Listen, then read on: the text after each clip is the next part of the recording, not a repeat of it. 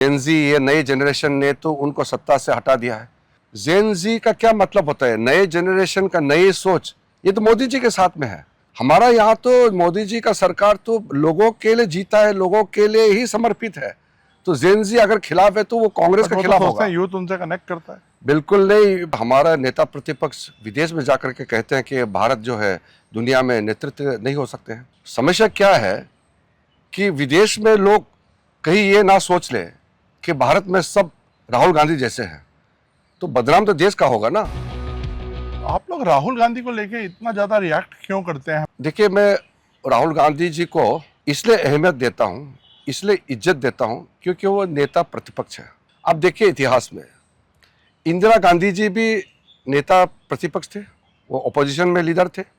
जब वो चुनाव हारे, उसको जब पूछा विदेश में कि भारत में आपका खिलाफ सरकार कार्रवाई करते हैं, क्या कहना है, तो इंदिरा गांधी जी ने भी कही थी कि देश से बाहर अपने देश के बारे में कुछ नहीं कहूँगा और सरकार के बारे में कुछ नहीं कहूँगा। राहुल गांधी जी पहला इंसान और पहला लीडर ऑफ अपोजिशन है जो देश से बाहर जा करके देश के खिलाफ बात करते हैं, हमारा डेमोक्रेसी, हमारे सिस्टम का खिलाफ बात करते हैं। हमारे देश में अभी बोलने का आज़ादी के बारे में कौन बोलता है? अभिव्यक्ति के बारे में कौन बोलते हैं? वो लोग बोलते हैं जो कश्मीर को भारत से अलग करना चाहते हैं, नॉर्थ ईस्ट को काट के अलग करना चाहते हैं। Kiran ji, first of all thank you हमसे बात करने के लिए। हमने कल राहुल गांधी की एक स्पीच देखी कोलंबिया से।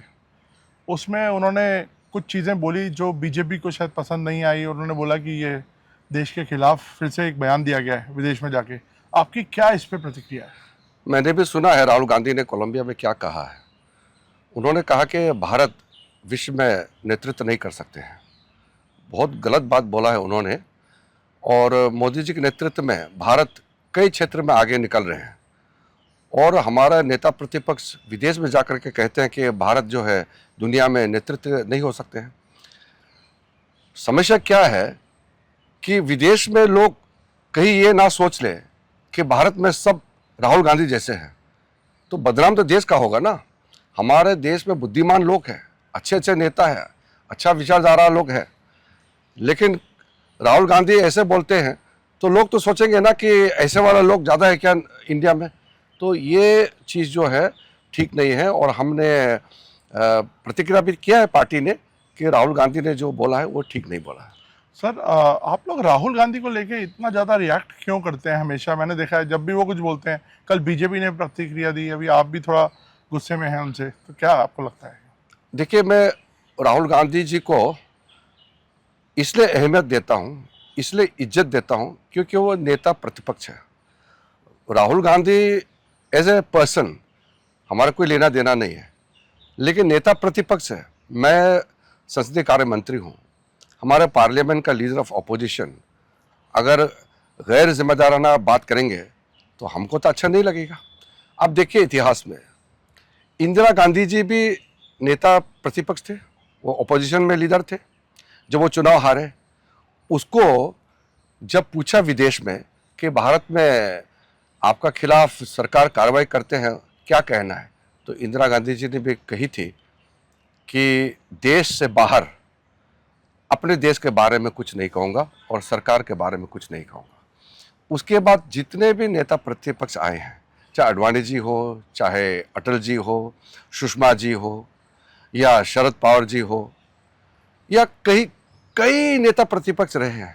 आप मुझे दिखाइए एक लीडर ऑफ अपोजिशन इंडिया से बाहर जाकर के देश का खिलाफ और सरकार के खिलाफ बयानबाजी किया हो।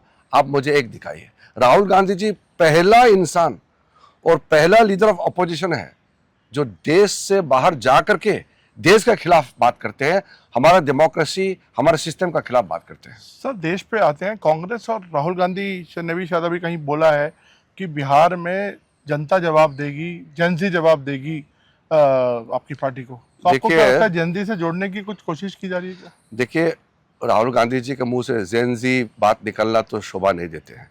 जेनजी ये नई जनरेशन ने तो उनको सत्ता से हटा दिया है, तीसरी बार भी हटा दिया है। जेनजी का क्या मतलब होता है? नए जनरेशन का नई सोच, ये तो मोदी जी के साथ में है। देखिए, अगर भारत का जेन-ज़ी किसी का खिलाफ है तो वो इतना बड़ा देश में एक पार्टी का, एक फैमिली का हाथ में कंट्रोल होना, इसका खिलाफ होगा, करप्शन का खिलाफ है। आज हमारा भारत सरकार में अगर एक भी मंत्री या कोई भी अधिकारी करप्शन करेगा, मोदी जी खुद ही उसको एक दिन में हटा देगा। जेन-ज़ी का गुस्सा किसके ऊपर है? जो कैपेबल नहीं है लेकिन सरकार चलाना चाहता है, जो कैपेबल नहीं है लेकिन कब्जा करके बैठे हैं, जो परिवार पूरा कब्जा करके बैठे हैं एक पार्टी को, इसका खिलाफ है जेन-ज़ी। हमारा यहाँ तो मोदी जी का सरकार तो लोगों के लिए जीता है, लोगों के लिए ही समर्पित है। तो जेन-ज़ी अगर खिलाफ है तो वो कांग्रेस के खिलाफ होगा। यूथ उनसे कनेक्ट करता है। बिल्कुल नहीं। अभी देखो, चुनाव का नतीजा तो आपने देख चुका है। अब वो चुनाव जीत नहीं सकते हैं तो इलेक्शन कमीशन को गाली देते हैं, वोट चोरी का नाम लगाते हैं। जब आप नहीं जीत पाते हैं बार बार तो सिस्टम को गाली देने से क्या होगा? युवा मोदी जी के साथ जुड़ा हुआ है, आपको ये समझना होगा, देश मोदी जी के साथ खड़ा है। बट कांग्रेस का एक और एलिगेशन रहता है कि आप लोग बहुत एंटी डेमोक्रेटिक हैं, आप बहुत ज़्यादा तानाशाही हैं, आप लोग मीडिया की आवाज़ दबाते हैं, आप लोग उसकी इवन पॉलिटिकल पार्टीज़ की कुछ दबाते हैं, एजेंसीज का यूज़ करते हैं। देखिए नवीन जी, हमारा देश में अभी बोलने का आज़ादी के बारे में कौन बोलता है? अभिव्यक्ति के बारे में कौन बोलते हैं? वो लोग बोलते हैं जो कश्मीर को भारत से अलग करना चाहते हैं, नॉर्थ ईस्ट को काट के अलग करना चाहते हैं। ये कोई बोलने का आज़ादी हो गया? बोलने का आज़ादी संविधान में जो लिखा है वो आज़ादी होता है। मूल्य जो अपना जो हक है, अधिकार है, संविधान ने जो आपको अधिकार दिया है उसका रक्षा के बारे में बात करता तो वो फंडामेंटल राइट्स है। लेकिन देश को दो टुकड़ा करना है और जो माओवादी को साथ देते हैं, अफजल गुरु को समर्थन करते हैं, कश्मीर में 370 आर्टिकल का समर्थन करते हैं, ये बोलने का आज़ादी नहीं होता है। संविधान में तो देश को अगर कोई विभाजित करेगा उसको गैर संवैधानिक माना जाएगा। तो बोलने का आज़ादी तो संविधान ने जो दिया है, सब बोल रहे हैं, सुबह से शाम तक गाली देते रहते हैं मोदी जी को और बोलते हैं कि आज़ादी नहीं है। तो आपको लगता है पूरी आज़ादी है देश में? जरूरत से ज़्यादा आज़ादी को मिसयूज कर रहा है ये लोग, कि इस लेवल तक आज़ादी को ले जाना चाहते हैं कि देश को वो स्प्लिट करना चाहते हैं। और जो बोला है ना कि चिकन नेक काट के नॉर्थ ईस्ट अलग करो, उसको बोलते हैं कि बोलने का आज़ादी चाहिए।